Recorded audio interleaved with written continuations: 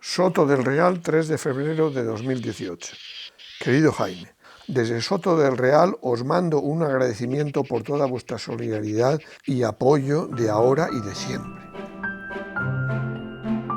Escribí esa carta abierta a Raúl cuando él estaba ya en prisión y consideré esta prisión un insulto a nosotros todos europeos.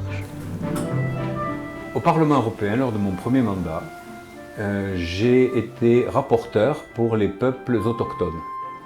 Et je me suis surtout rendu compte que c'était très facile pour les députés européens de dire qu'il faut donner des droits aux peuples sans État quand ils sont loin.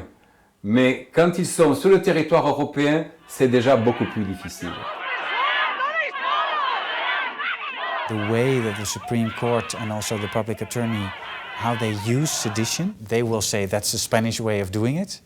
But if you look then at the European Court jurisprudence, it's not the right way.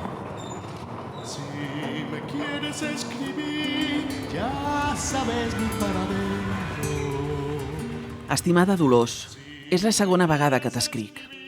La primera carta era a l'estiu. Venia de Sant Feliu de Guíxols i t'explicava que havia estat mare per primera vegada. Es Castell, Menorca. 28 de març de 2018.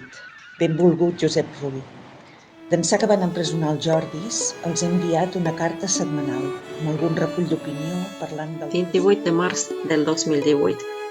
Benvolgut Joaquim Forn. Soc la Sanni de Helsinki, Finlàndia. El moment que vos escric és prou fosc. El president Puigdemont és detingut a Alemanya. Els consellers a l'exili. La Marta Rovira també exiliada. Sembla irreal que pugui passar tot això a l'Europa del 2018.